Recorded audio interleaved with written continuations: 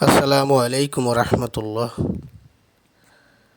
সুপ্রিয় দর্শক, স্বাগতম জানাচ্ছি আমার ইসলামিক চ্যানেল আসল ঠিকানা জান্নাতে।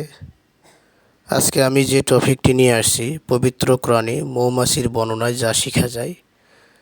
কোরআনে সূরাতে মৌমাছির যে বর্ণনা এসেছে সেখান থেকে আমরা কি শিক্ষা নিতে পারি সেই সম্পর্কে আমি একটা ভিডিও আপনাদের সামনে উপস্থাপন করছি। আশা করি আপনারা এখান থেকে অনেক কিছু জানতে পারবেন, শিখতে পারবেন। মৌমাছির বর্ণনায় আসলে আমরা কী শিখতে পারি, মৌমাছির জীবন থেকে আমরা কী শিখতে পারি, তাদের জীবন প্রণালী থেকে আমরা কী শিখতে পারি, এই সম্পর্কে আজকে আমার ভিডিওটি। আশা করি আপনাদের ভালো লাগবে। তো চলুন আমরা সরাসরি ভিডিওতে যাই। সেখানে যাওয়ার আগে আমি আপনাদেরকে অনুরোধ করতে চাই, যারা আমার চ্যানেলে নতুন, এখনও পর্যন্ত চ্যানেলটাকে সাবস্ক্রাইব করেন নাই, তাদেরকে অনুরোধ করব অবশ্যই চ্যানেলটাকে সাবস্ক্রাইব করবেন এবং পাশে একটা বেল বাটন আছে, সেখানে অন করে রাখবেন, যাতে পরবর্তী যে কোনো ভিডিও আমি আপলোড করার সাথে সাথে আপনি সবার আগে পেয়ে যাবেন। তো চলুন আমরা আমাদের আসল ঠিকানা জান্নাতের আজকের এপিসোড, পবিত্র কোরআনে মৌমাছির বর্ণনায় যা শেখা যায়। পবিত্র কোরআনে মৌমাছির বর্ণনায় যা শেখা যায়, আল্লাহ বলেছেন, তোমরা ফুলের কাছে চলে যাও। মৌমাছিরা আল্লাহর আদেশ মেনে নিজেদের পছন্দ মতো ফুলের কাছে যায়, সেখান থেকে ফুলের নির্যাস চুষে নিয়ে আসে, কিন্তু ফুলের কোনো ক্ষতি করে না। ফুলের নির্যাস এমনভাবে চুষে নিয়ে আছে যে আধুনিক যুগের কোনো মেশিনও এমনভাবে পারে না, এটা সম্ভব না।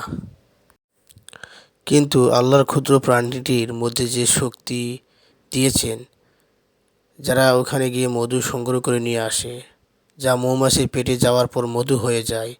বিভিন্ন রঙের ফুল ফল থেকে তারা যে নির্যাস বের করে তা অঞ্চল ভেদে এক এক রকম হয়ে যায়। যেমন সরিষা থেকে নিলে এক রকম রং হয়, সুন্দরবনের মধুর আরেক রকম রং হয়। অর্থাৎ ফুল আর ফল ভেদে এর রঙের ভিন্নতা থাকে। আপনারা জানেন মৌমাছির হুলে বিষ থাকে। এটা আশ্চর্যজনক বিষয় যে বিষাক্ত একটা পোকা, যার মাধ্যমে এত সুন্দর একটা পানীয় আল্লাহ আমাদের বের করে খাওয়াচ্ছেন, যা ফল ফুলের নির্যাস থেকে বের করে আনার পর মানুষের উপকারী খাবারে পরিণত হচ্ছে। এখান থেকে আমাদের অনেক কিছু শেখার আছে।